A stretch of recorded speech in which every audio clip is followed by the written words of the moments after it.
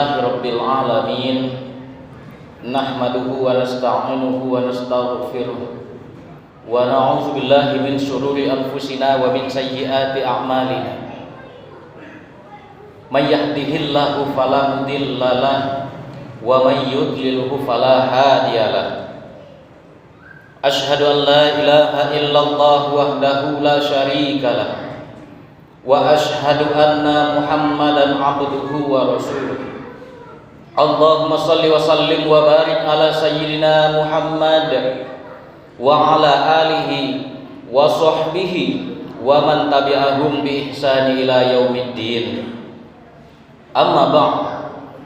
Faya ayyuhal hadirun, ittaqullah haqqa tuqatih wa la tamutunna illa wa antum muslimun. Faqala Allah Ta'ala fi kitabihil karim, a'udzu billahi minasy syaithanir rajim. Bismillahirrahmanirrahim. Wasari'u ila maghfiratin min rabbikum wa jannatin arduhas samawati wal ardh uiddat lil muttaqin. Shadaqallahul azim. Kaum muslimin sidang jemaah Jumat rahimakumullah. Puji syukur kehadirat Allah Subhanahu wa taala, alhamdulillah.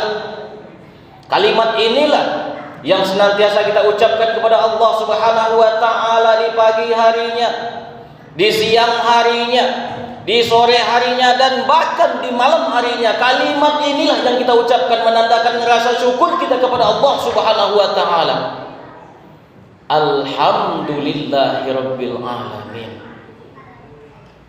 Salawat dan salam tidak lupa juga kita kirimkan buat junjungan alam yakni Nabi besar Muhammad sallallahu alaihi wasallam. Allahumma sholli ala sayyidina Muhammad wa ala alihi sayyidina Muhammad. Kaum muslimin sidang jamaah Jumat rahimakumullah. Judul yang akan kita bahas pada siang hari yang berbahagia ini yaitu istighfar dan keutamaannya. Sebelum kita bahas judul ini, khatib ingin menyampaikan wasiat takwa buat kita bersama, terkhususnya buat diri khatib sendiri. Mari sama-sama kita tingkatkan keimanan dan ketakwaan kita kepada Allah Subhanahu wa taala. Ayo, selalu takutlah kita kepada Allah Subhanahu wa taala agar kita selalu menjalankan perintah Allah dan juga selalu meninggalkan larangan Allah Subhanahu wa taala.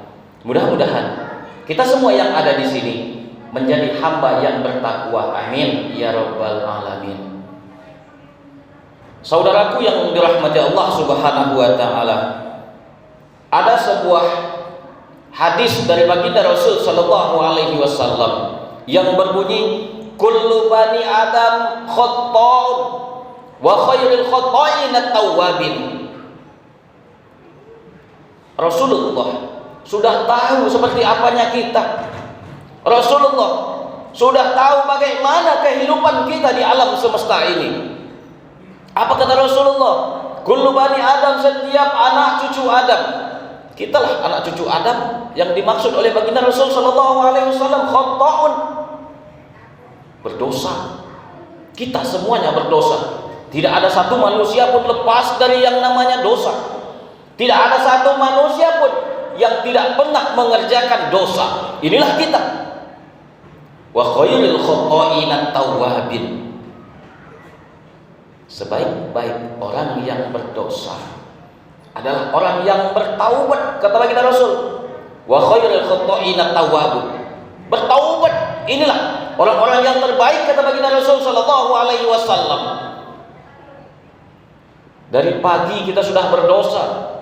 Apakah itu dosa kecil yang senantiasa kita kerjakan, yang kecil kita kerjakan, nanti kecil lagi kita kerjakan, berikutnya kecil lagi kita kerjakan, insya Allah kalau tidak ada taubat dari diri kita, yang kecil itu akan menumpuk menjadi besar. Dosa itu ibarat Sebuah noda, kata baginda Rasul sallallahu alaihi wasallam, noda yang setiap harinya mengotori hati kita.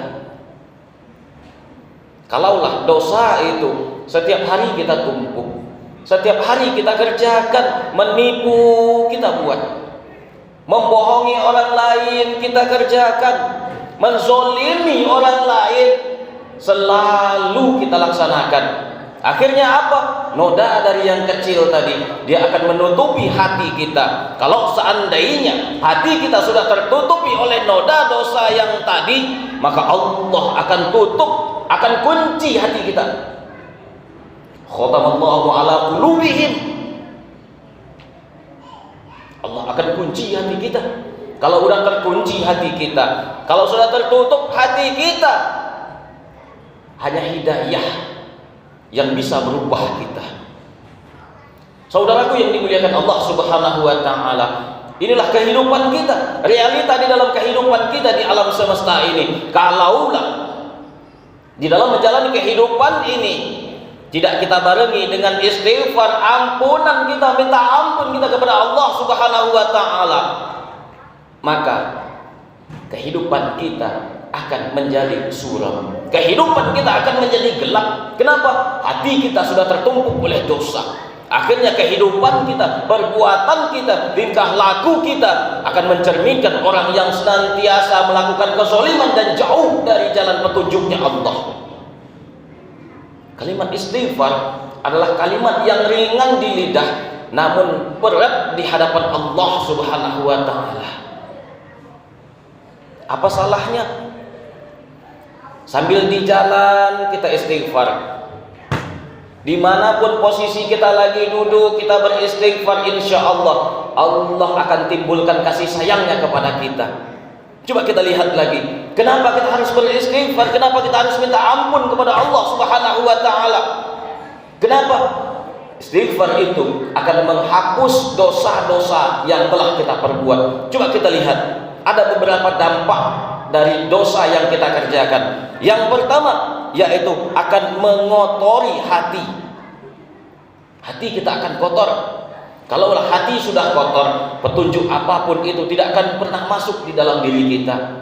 Seperti apapun penyampaian mubalik kita, ustadz-ustadz kita menyampaikan, menunjukkan kita ke jalan yang benar, tidak akan pernah bisa masuk kepada kita. Kenapa? Hati kita kotor, hati kita terkunci, hati kita sudah tertutup.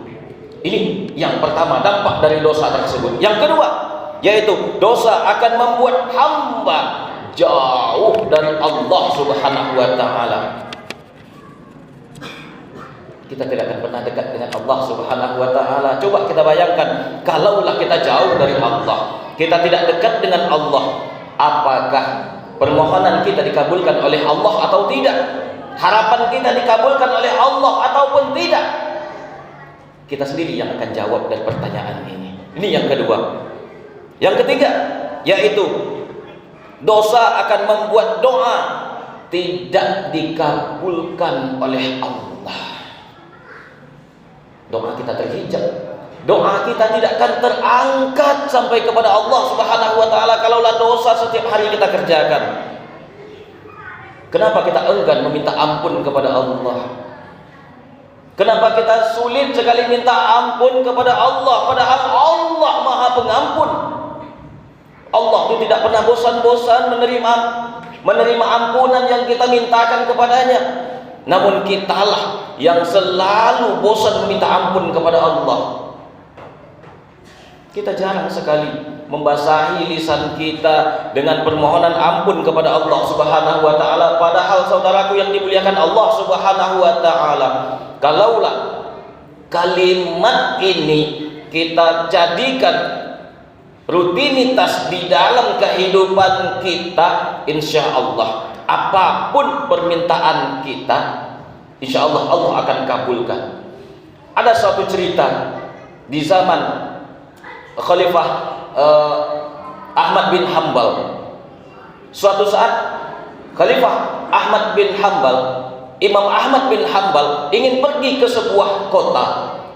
Imam Ahmad bin Hanbal ini sendiri tidak tahu apa tujuan dia datang ke kota tersebut.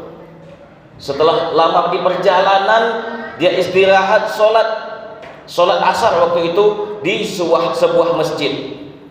Setelah sholat asar, dikarenakan perjalanan yang jauh, akhirnya Ibnu Ahmad bin Hambal ini, imam kita tadi, ingin istirahat di masjid, berbaring di masjid. Datanglah yang jaga masjid, pengurus masjid saat itu, diusir Imam Ahmad bin Hambal ini karena tidak kenal siapa yang diusir tersebut, siapa yang didorong-dorong keluar dari masjid tersebut. Akhirnya sampai di luar, di teras masjid, Imam Ahmad bin Hambal tetap ingin beristirahat di luar masjid, ingin berbaring. Datang lagi pengurus tadi. Apa katanya? Wahai Syekh, di sini tidak bisa istirahat, di sini khusus tempat ibadah. Di sebelah masjid tersebut adalah toko roti. Toko roti tersebut memanggil, wahai Syekh, ke sini, istirahatlah di sini. Saya punya kamar kecil, bisa tempat istirahat. Silahkan istirahat sini. Akhirnya datanglah tadi Imam Ahmad bin Hambal ke kedai roti tersebut. Yang dilihatkan oleh Imam Ahmad bin Hambal terhadap penjual roti itu, ada satu keunikan dari penjual roti itu. Apa dia? Setiap pekerjaan yang dibuat oleh pembuat roti tadi tidak lepas dari ucapan astaghfirullahalazim. Mengambil tepung astaghfirullahalazim, mengadon tepung astaghfirullahalazim.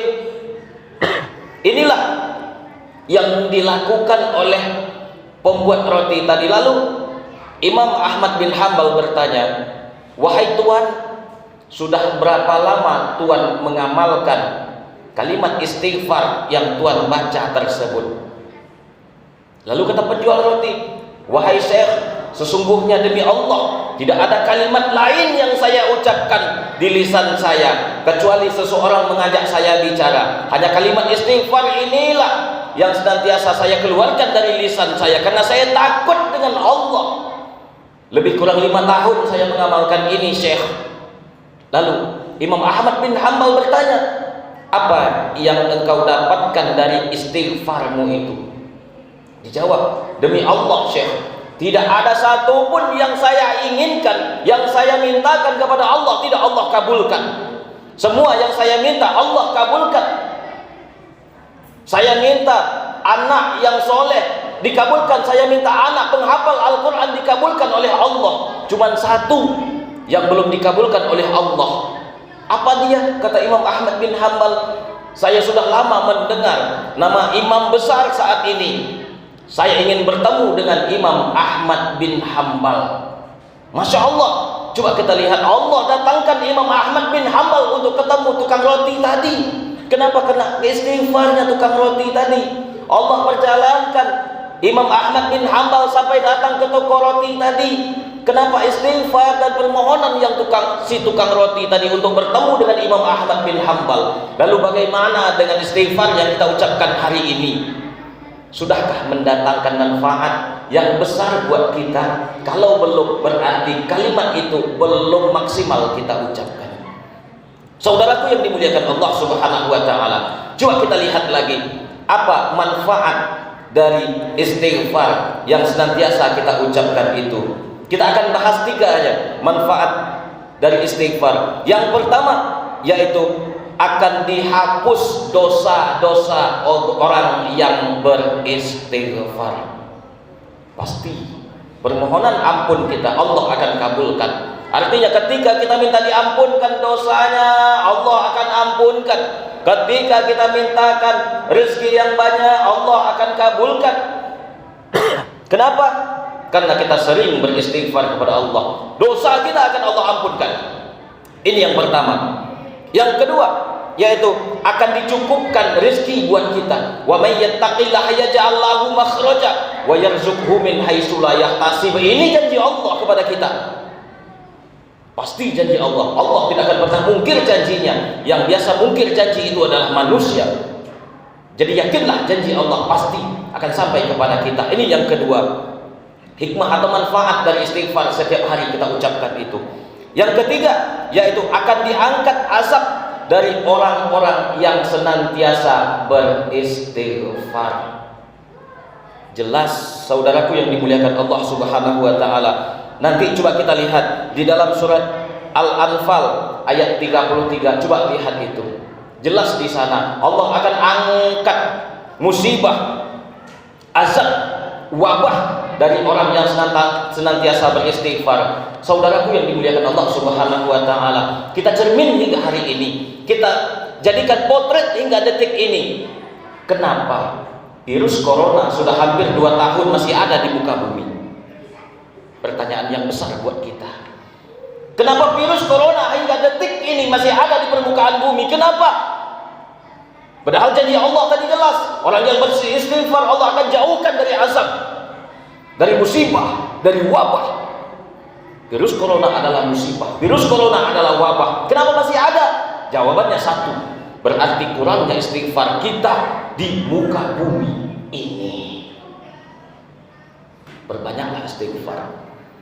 Waktu luang istighfar, waktu sempit istighfar, waktu lapang istighfar, waktu sibuk istighfar. Insya Allah corona akan Allah angkat dari muka bumi ini. Kenapa? Kalau rajin kita beristighfar kepada Allah Subhanahu wa taala, ini manfaat yang besar buat kita. Kenapa masih ada lagi wabah ini? Kita yang jawab, kita yang sembuhkan, kita yang minta kepada Allah Subhanahu wa taala. Dengan cara apa? Dengan cara beristighfar kepada Allah Subhanahu wa taala. Kaum muslimin sidang jamaah Jumat rahimakumullah, mungkin ini yang bisa khatib sampaikan di kesempatan yang singkat ini. Mudah-mudahan ada manfaatnya buat kita bersama. Sedikit pandangan atau renungan buat kita bersama dari khatib. Renungannya adalah, kalaulah hari ini kita divonis mati oleh seorang hakim, dihukum mati oleh seorang hakim, 7 hari ke depan kita akan dihukum mati. Pertanyaannya, bagaimana, apa yang kita lakukan menjalani 7 hari tersebut? Pastinya sholat tidak akan pernah kita tinggalkan. Zikir akan senantiasa membasahi lisan kita. Sholat sunat pasti kita kerjakan, qiyamul lail kita kerjakan, bacaan Al-Quran, qiraatul Quran pasti akan kita baca. Kenapa? 7 hari lagi kita divonis mati oleh hakim.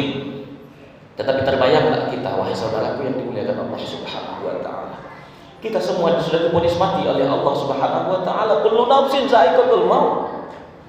Setiap yang hidup pasti akan mati. Pernahkah kita renungkan itu, wahai saudaraku? Waktunya itu kita tidak tahu. Kalau vonis hakim tadi 7 hari kita persiapkan. Kalau vonis Allah boleh jadi sebentar lagi kita akan mati, atau mungkin 1 jam lagi kita akan mati. Sudah lengkapkan persiapan kita menghadap Allah Subhanahu wa taala, saudaraku yang dirahmati Allah Subhanahu wa taala? Kalaulah belum, persiapkan diri kita untuk menghadap Allah. Anggaplah bahwasanya besok pagi kita akan mati.